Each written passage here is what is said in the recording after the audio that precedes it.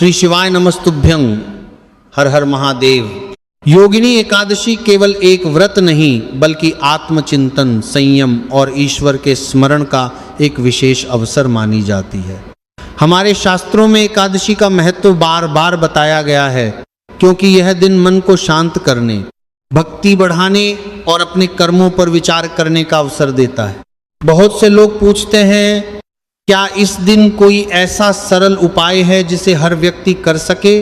क्या तुलसी के पास किया गया छोटा सा संकल्प भी हमारे जीवन में सकारात्मक परिवर्तन ला सकता है? शास्त्रों में तुलसी को भगवान विष्णु की प्रिय माना गया है, इसलिए योगिनी एकादशी के दिन श्रद्धा के साथ तुलसी का पूजन करने का विशेष महत्व बताया गया है। यहाँ सबसे महत्वपूर्ण बात यह है कि केवल कोई क्रिया कर लेना पर्याप्त नहीं है, उसके साथ सच्ची श्रद्धा, विनम्रता और सदाचार भी आवश्यक है। यदि आपके घर में तुलसी का पौधा है तो प्रातः स्नान के बाद स्वच्छ वस्त्र पहनकर उसके पास जाएं, एक दीपक जलाएं और शांत मन से भगवान विष्णु का स्मरण करें। यदि संभव हो तो नमो भगवते वासुदेवाय मंत्र का कुछ समय जप करें। इसके बाद तुलसी को जल अर्पित करें और अपने परिवार के सुख, स्वास्थ्य तथा सद्बुद्धि के लिए प्रार्थना करें। याद रखें, प्रार्थना का अर्थ केवल कुछ मांगना नहीं है। प्रार्थना का अर्थ है ईश्वर के प्रति कृतज्ञ होना और यह स्वीकार करना कि हमें अच्छे कर्मों के मार्ग पर चलना है। योगिनी एकादशी का वास्तविक संदेश भी यही है। मन को शुद्ध करना, कटुता छोड़ना, दूसरों के प्रति दया रखना और अपने जीवन में धर्म, सत्य और करुणा को स्थान देना। कई लोग केवल चमत्कार की आशा लेकर व्रत करते हैं, लेकिन शास्त्र यह भी बताते हैं कि व्रत का सबसे बड़ा फल मन की शुद्धि और आत्मबल है। जब मन शांत होता है तो निर्णय बेहतर होते हैं, परिवार में मधुरता आती है और जीवन में सकारात्मकता बढ़ती है।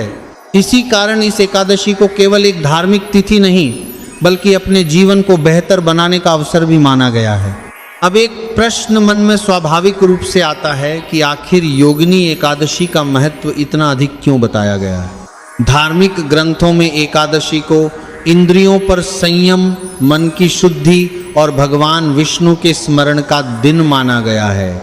यह केवल भोजन का त्याग करने का दिन नहीं है, बल्कि अपने व्यवहार, वाणी और विचारों को भी पवित्र बनाने का अवसर है। यदि कोई व्यक्ति पूरे दिन कटु वचन बोलता रहे, दूसरों का अपमान करे और केवल व्रत रख ले, तो उसका वास्तविक उद्देश्य पूरा नहीं होता। इसलिए इस दिन सबसे पहले अपने मन को शांत करने का प्रयास करना चाहिए। तुलसी का पौधा भारतीय परंपरा में केवल एक पौधा नहीं माना गया, बल्कि श्रद्धा, पवित्रता और सेवा का प्रतीक माना गया है। इसीलिए योगिनी एकादशी के दिन तुलसी के समीप कुछ समय शांत बैठकर भगवान विष्णु का स्मरण करना भी एक सुंदर आध्यात्मिक अभ्यास है। यदि संभव हो तो प्रातः स्नान के बाद तुलसी के पास एक शुद्ध घी का दीपक जलाएं। इसके बाद भगवान विष्णु के किसी भी नाम का श्रद्धा से जप करें। यदि आपको कोई मंत्र याद न हो तो केवल नमो भगवते वासुदेवाय का जप भी श्रद्धा से किया जा सकता है। इसके बाद हाथ जोड़कर अपने परिवार, समाज और समस्त प्राणियों के कल्याण की प्रार्थना करें। ध्यान रहे, किसी भी उपाय का महत्व तभी है जब उसके साथ अच्छे कर्म भी जुड़े हों। यदि हम अपने माता पिता का सम्मान करें, किसी ज़रूरतमंद की सहायता करें, सत्य बोलें और अपने व्यवहार में विनम्रता रखें, तो वही सबसे बड़ा धर्म है। योगिनी एकादशी हमें यही सिखाती है कि ईश्वर की कृपा पाने का मार्ग केवल पूजा नहीं बल्कि सदाचार भी है। जब भक्ति और अच्छे कर्म साथ चलते हैं तभी जीवन में वास्तविक संतोष आता है। इस दिन यदि आप किसी भूखे व्यक्ति को भोजन कराएं, पक्षियों के लिए जल रखें या अपनी क्षमता के अनुसार दान करें, तो यह भी एक सुंदर आध्यात्मिक सेवा मानी जाती है। सेवा का मूल्य उसके आकार में नहीं बल्कि भावना में होता है। इसीलिए कहा गया है कि योगिनी एकादशी केवल एक तिथि नहीं बल्कि अपने भीतर छिपी अच्छाइयों को जगाने का अवसर है। जब मन में ईर्ष्या कम होती है, क्रोध पर नियंत्रण आता है और भगवान का स्मरण बढ़ता है, तब जीवन में शांति का अनुभव होने लगता है। अब अंत में एक बात हृदय से समझने योग्य है। बहुत से लोग सोचते हैं कि केवल एक उपाय कर लेने से जीवन की सारी कठिनाइयां तुरंत समाप्त हो जाएंगी, लेकिन हमारे धर्म ग्रंथ हमें इससे कहीं गहरी बात सिखाते हैं। वे बताते हैं कि ईश्वर की कृपा पाने के लिए श्रद्धा, धैर्य और सत्कर्म तीनों का साथ आवश्यक है। इसीलिए यदि आप योगिनी एकादशी का व्रत कर रहे हैं तो आज एक छोटा सा संकल्प भी अवश्य लें। किसी से कटु वचन नहीं बोलेंगे, किसी का अपमान नहीं करेंगे, अपने माता पिता और बड़ों का सम्मान करेंगे और अपनी सामर्थ्य के अनुसार किसी एक ज़रूरतमंद की सहायता अवश्य करेंगे। यही इस व्रत का वास्तविक भाव है। यदि आपके घर में तुलसी का पौधा है तो श्रद्धा के साथ उसके पास दीपक जलाकर भगवान विष्णु का स्मरण करें। यदि पौधा उपलब्ध न हो तो मन में भगवान का ध्यान करते हुए भी प्रार्थना की जा सकती है। ईश्वर भावना देखते हैं, स्थान नहीं।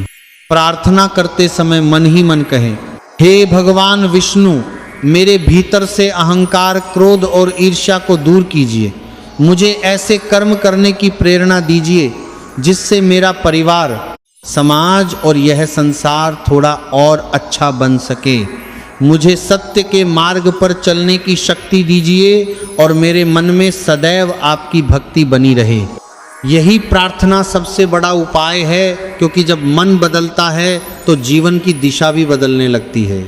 यदि आज का दिन आपके लिए विशेष है तो इसे केवल पूजा तक सीमित मत रखिए। अपने घर में प्रेम का वातावरण बनाइए।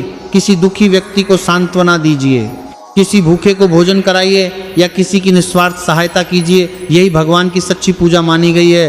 अंत में फिर एक बार स्मरण कर लें, योगिनी एकादशी का सार केवल व्रत नहीं बल्कि आत्मशुद्धि है। तुलसी केवल एक पौधा नहीं बल्कि श्रद्धा का प्रतीक है और भगवान विष्णु की कृपा केवल शब्दों से नहीं बल्कि श्रद्धा और अच्छे कर्मों से प्राप्त होती है। ईश्वर से प्रार्थना है कि यह पावन योगिनी एकादशी आपके जीवन में शांति, सद्बुद्धि, स्वास्थ्य और सकारात्मकता लेकर आए। आपके परिवार में प्रेम बना रहे, आपके सभी शुभ कार्य सफल हों और आपके हृदय में सदैव भगवान का स्मरण बना रहे। बोलिए श्री हरि विष्णु भगवान की जय।